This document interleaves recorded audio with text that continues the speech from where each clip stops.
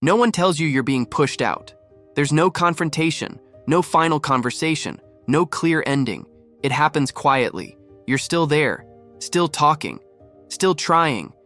But something feels different. Replies get shorter. Plans happen without you. The energy shifts, and you can't prove it. And the worst part? You start wondering if you're imagining it. You're not. Being pushed out doesn't start with rejection. It starts with reduction. And if you don't recognize it early, you slowly lose your position without ever knowing when it happened. At first, you justify it. They're busy. They're stressed. Maybe I'm overthinking. But the pattern repeats. You're the one initiating more. You're the one maintaining conversations. You're the one adjusting your tone. Effort becomes one-sided, and that imbalance creates anxiety. Because deep down you feel it. You're not being rejected directly. You're being repositioned quietly. And repositioning hurts more. Because it leaves you confused, not angry. Here's what most people don't understand. People rarely remove you suddenly. They reduce you gradually. Less access, less priority, less emotional investment. Social dynamics aren't dramatic. They're structural. When someone begins investing attention elsewhere, your importance decreases, even if no one says it out loud. This isn't about paranoia. It's about recognizing patterns before they solidify. Because once your role shrinks long enough, you don't just feel distant. You become replaceable. Response time shifts, not dramatically, subtly. They used to respond quickly. Now hours pass, sometimes days. But here's the detail that matters. They are active with others. Delayed responses are rarely about time. They are about positioning. In social psychology, responsiveness reflects perceived importance. When someone values access to you, they maintain momentum. When that value declines, urgency disappears. You begin checking your phone more often. You begin wondering what changed. And that internal anxiety is a signal, not insecurity, but awareness of declining priority. You stop being automatically included. Plans happen, and you hear about them later. Not excluded directly, just not considered first. Being phased out often looks like shrinking access. Your presence shifts from assumed to optional, and optional is dangerous, because optional means replaceable. Social groups constantly reorganize around energy, relevance, and reciprocity. When invitations decrease, it reflects shifting group alignment. You may tell yourself it's coincidence, but repeated coincidence is pattern, and pattern reveals hierarchy movement. You're not imagining it. You're observing repositioning. This is where most people accelerate the process. They feel the shift and compensate. They become more available, more agreeable, more accommodating. You start over-explaining, over-giving, over-initiating. You think effort restores value. But psychologically, over-adjustment signals insecurity. And insecurity lowers perceived status. Instead of regaining position, you subtly confirm the downgrade. The more you try to hold your place, the more you communicate fear of losing it. And social dynamics respond to perceived stability, not desperation. You begin carrying conversations. You fill silence. You suggest plans. You maintain continuity. The relationship becomes effort-heavy on one side. Humans instinctively value what requires mutual exchange.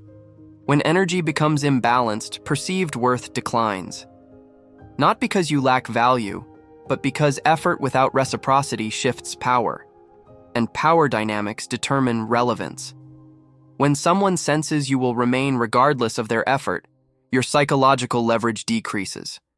Stability without reciprocity turns into predictability. And predictability, without value reinforcement, turns into fading. They share less. They open up less. They stop seeking your perspective. Emotional withdrawal is often the clearest sign. When someone is investing elsewhere, they protect emotional bandwidth. You might still interact, but the vulnerability is gone. And vulnerability signals connection depth.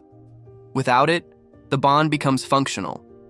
You are no longer the person they process life with. You become peripheral. And peripheral positions are easy to replace, not intentionally, structurally, because social bonds follow emotional investment. Where attention deepens, attachment grows. Where it reduces, attachment weakens.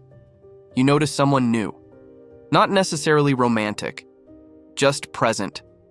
They mention this person more, engage with them more, laugh more easily. Replacement rarely begins with removal. It begins with comparison. Humans constantly evaluate relevance based on novelty and emotional reward. If someone provides fresh stimulation, they gain psychological advantage. You might feel threatened, but the real issue is momentum. Momentum determines perceived value. And once momentum shifts, maintaining position requires awareness, not panic, because panic confirms displacement. This is internal. You hesitate before speaking. You question your importance. You measure your words. When someone phases you out, your behavior subtly contracts. Confidence reduces. Presence softens. And that contraction reinforces the shift. Social hierarchies respond to visible certainty. When you shrink yourself to avoid losing someone, you lower perceived value. Not intentionally, mechanically. Because people align with stable, self-assured presence, not with those negotiating their place. Here's the uncomfortable truth. People don't always replace. They reorganize priority. Life introduces new stimuli, new bonds, new focus points. Attention is finite. When someone increases investment somewhere else, something else decreases. That doesn't mean you are worthless. It means hierarchy shifted. Understanding this removes emotional chaos. It becomes analysis instead of panic. An analysis restores control. Because once you see the mechanism, you stop personalizing the process. The biggest mistake is chasing restoration, trying to be like before, trying to compete with novelty, trying to increase visibility artificially.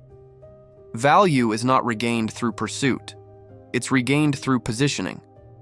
When you overextend to reclaim relevance, you communicate dependence, and dependence reduces perceived leverage. The moment you start negotiating your importance, you've already accepted its decline. Relevance must be natural, not requested. Here's what changes everything. Instead of reacting to the fade, observe it. Reduce initiation, mirror energy, reclaim autonomy. When you stop compensating for imbalance, the dynamic reveals itself clearly. Either effort returns or distance finalizes. Both outcomes give clarity. Clarity restores power. Because power in social dynamics comes from choice, not attachment. When you remain centered while others reorganize, you maintain dignity, regardless of outcome. The goal isn't to prevent every shift. It's to recognize early. Notice patterns, not single events. Notice reduction, not mood. Notice energy flow. When you detect fading early, you respond strategically, not emotionally. You protect self-respect. You stop over-investing. You redirect your own attention. And paradoxically, that self-stability often restores perceived value. Because confidence rebalances hierarchy. Being phased out doesn't define your worth. It reveals alignment changes, and alignment changes constantly. The real question isn't, how do I stop this? It's, do I remain where I'm gradually fading? When you see the process clearly, you stop fearing replacement, because you understand value isn't forced, it's reinforced. And if a space no longer reinforces you, you don't fight to stay visible. You choose where you are fully seen. That decision alone keeps you from ever truly fading. At what point did you realize you were being phased out, and what did you do next?